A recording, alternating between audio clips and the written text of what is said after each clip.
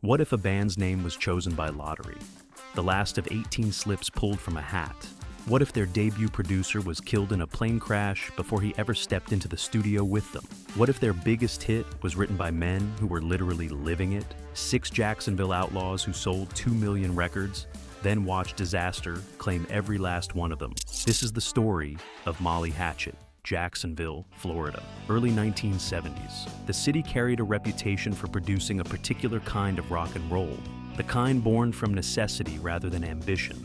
Forged in venues where fistfights, knives, and firearms were regular features of a Friday night. This wasn't the Sunset Strip. This was the Deep South, and survival was part of the audition. The Florida bar circuit was genuinely dangerous. Founding guitarist Dave Hlubeck recalled nights when club owners settled business disputes by pulling guns, and bands were escorted out of venues by police carrying shotguns. If you played down here, you learned fast. You played hard, or you went home. There were no sequin suits, no gimmicks, no room for anything that wasn't absolutely real. Before we continue, don't forget to like and subscribe to the channel. It was in this environment that Dave Hlubeck began assembling what would become Molly Hatchet in 1971. The process took years, cycling through musicians and monikers, searching for something that could hold together under pressure. The turning point came at a music store called Paula's Music in downtown Jacksonville, where Hlubeck encountered a guitarist named Steve Holland, who had recently arrived from Virginia Beach. Holland's initial assessment of Hlubeck was blunt. "That guitar really sucks." Rather than sparking a brawl, that remark led to a rehearsal that very same afternoon.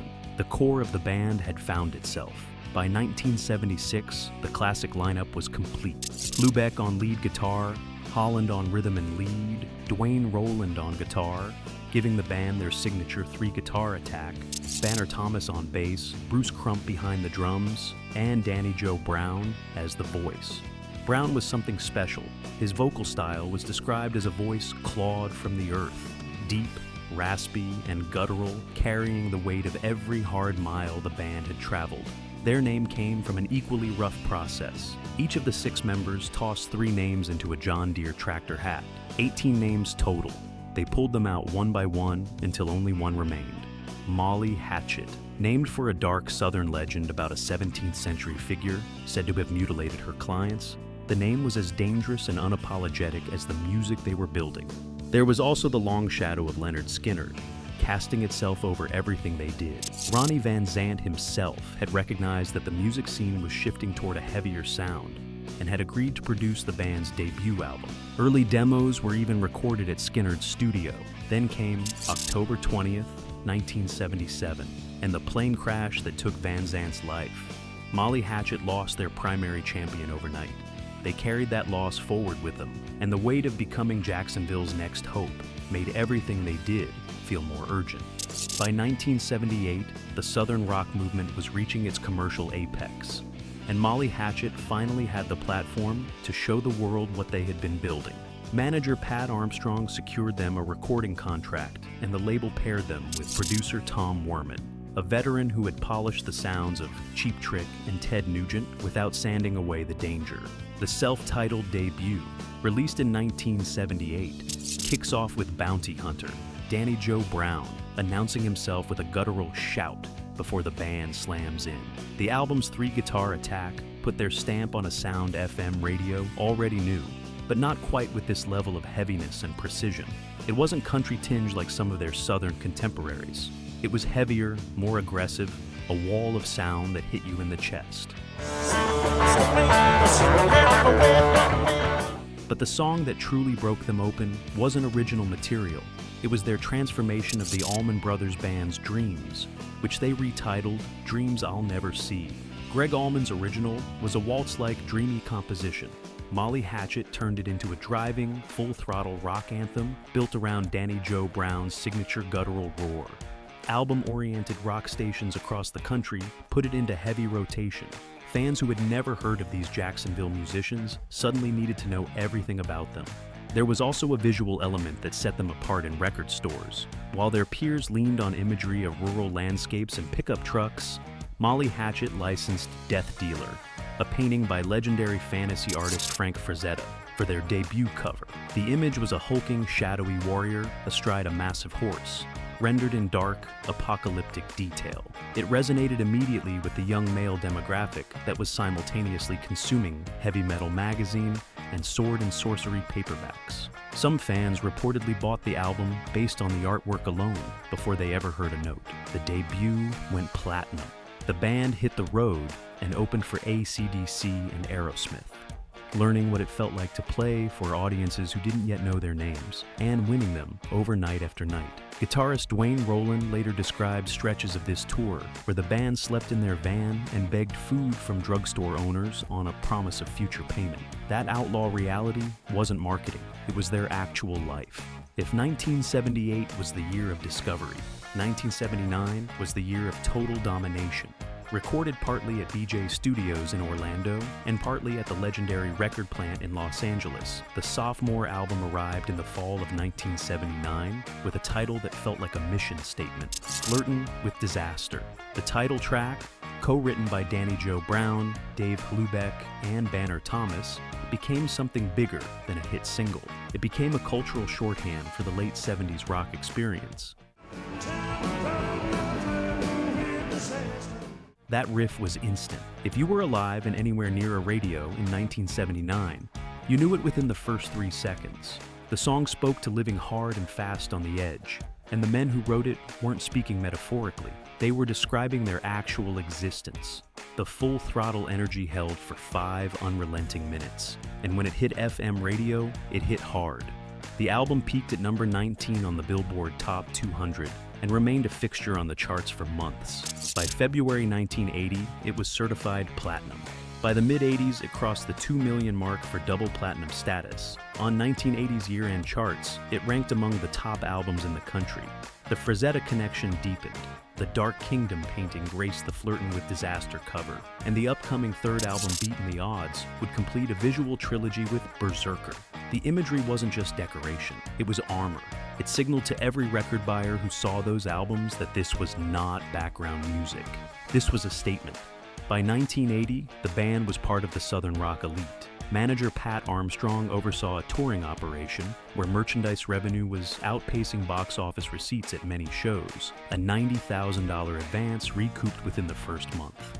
On July 26, 1980, Molly Hatchet stood on the stage at the Los Angeles Memorial Coliseum alongside Black Sabbath, Journey, and Cheap Trick for the Summer Blowout Festival. 6 men from the dangerous bar circuit of Jacksonville, Florida, performing for tens of thousands of fans under California skies. The Jacksonville dream had been completely realized.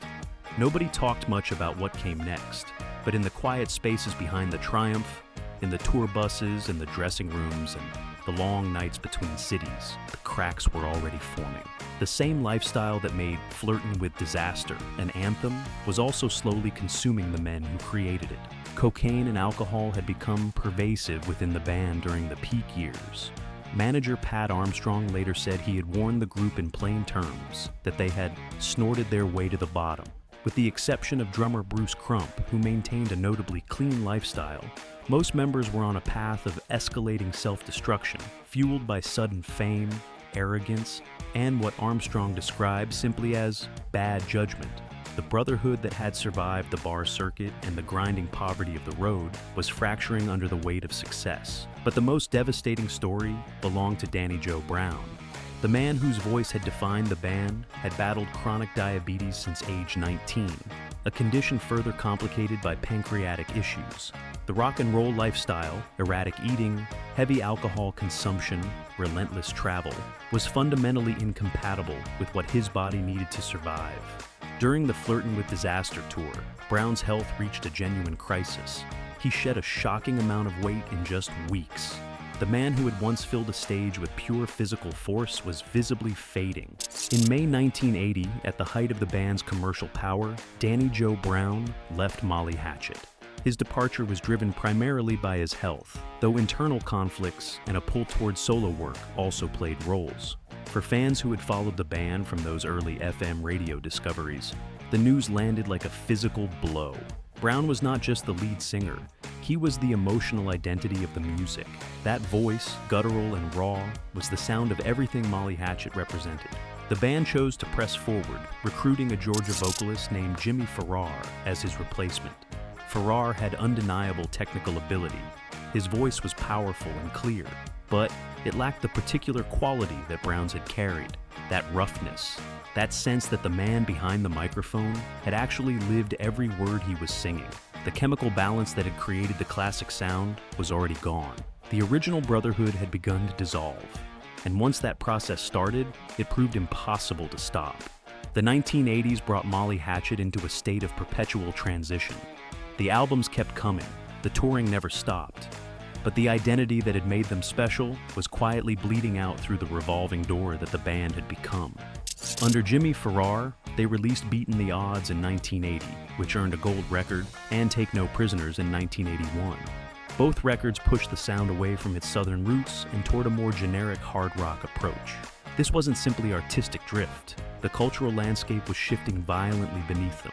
By the early 80s, southern rock was losing its dominance to new wave and the emerging hair metal movement. Radio programmers were chasing new sounds. The window that had made Flirtin' with Disaster a national anthem was closing faster than anyone in the band wanted to admit.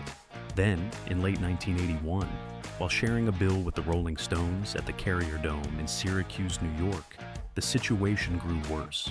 After a show there, bass player Banner Thomas, one of the original six, one of the men whose name had gone into the John Deere hat, had a heated confrontation with his bandmates and walked out. He was replaced by Ralph West.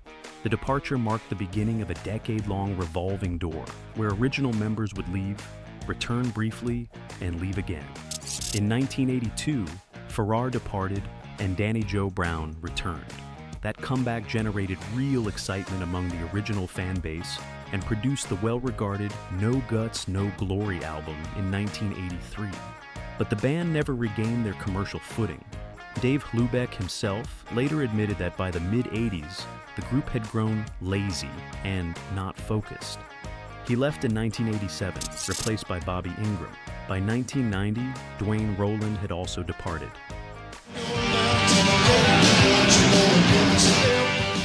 The three-guitar army that had shaken arenas was now a memory. What remained was a band carrying the name of something that no longer fully existed, performing for audiences who came to hear songs that had been recorded by men who were no longer on the stage.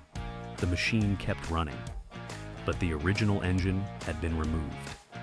No one could have predicted how the final chapter would be read. In 1995, Danny Joe Brown suffered a massive stroke. The voice that had opened with a battle cry and thundered through 10,000 bars and arenas was silenced. He could no longer tour. He could no longer perform. The man who had once projected such raw, physical force was left dependent on the help of others just to move across a room. 3 years later, in 1998, Southern rock royalty gathered in Jacksonville for a benefit concert called Jammin' for DJB. The event brought together musicians from across the genre to support their fallen brother. What those in attendance witnessed was something that hit harder than any riff or vocal performance from the glory years. Brown had to be led onto the stage by his brother and nephew and helped onto a stool. He did the best he could, he said afterward, but he felt it wasn't good enough. He performed Flirtin' with Disaster one final time with the people who had helped him build it. It was the last public gathering of the spirit that had come out of Jacksonville in those early years. Danny Joe Brown died on March 10, 2005, from kidney failure, pneumonia, and complications from his lifelong battle with diabetes. He was 53 years old. The losses came in a relentless procession after that. Dwayne Rowland, the third leg of the three-guitar army, followed Brown in June 2006, also at 53. Riff West, who had replaced Banner Thomas in 1981, died in November 2014 after complications from a severe car accident. Bruce Crump, the health-conscious drummer who had outlasted so many of his bandmates' excesses, died in March 2015 after a 12-year battle with throat cancer.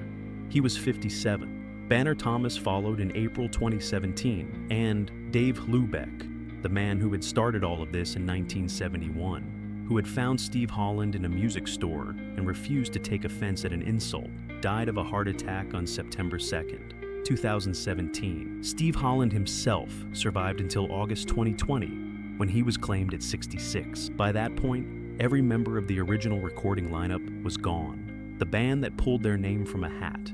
The band that begged for food on the road and played through fear and threat and chaos to build something real. Every single one of them gone. What remained after all of them were gone was the music. Flirtin' with Disaster never left classic rock radio.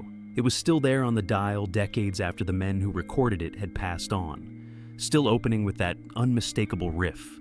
Still carrying the swagger and the danger and the pure joyful recklessness of 1979. For anyone who first heard it while driving a car too fast down a 2-lane highway on a Friday night, the song remained exactly what it had always been. A direct line back to who they were at 22 years old. Some songs outlive the people who write them. This was one of those songs. The band's legacy extended beyond the hits. Molly Hatchet's 3-guitar attack helped form the bridge between the jam-heavy blues roots of the early Southern rock movement and the high-decibel arena rock of the 80s. Their refusal to compromise their sound, their insistence on jeans and t-shirts and no gimmicks, anticipated the authenticity-driven movements that followed them. Many writers and fans talk about a Jacksonville Big Four of Southern rock.